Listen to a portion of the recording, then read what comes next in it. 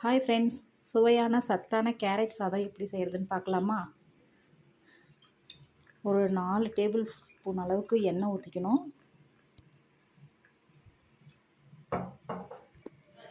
எண்ணெய் நல்லா காஞ்சதுக்கப்புறம் கடுகு, கடலைப்பருப்பு, உளுத்தம் பருப்பு,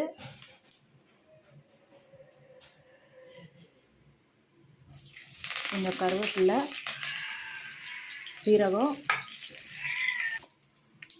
ஒரு 2 மீடியம் சைஸ் வெங்காயம், 4 பச்சை மிளகா போட்டு நல்லா வதக்கணும்.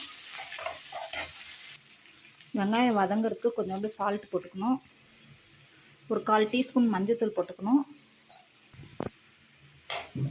வெங்காயம் நல்லா வதங்கிடுச்சு. கொஞ்சம் பொன்னிறமாக ஆனதுக்கப்புறம்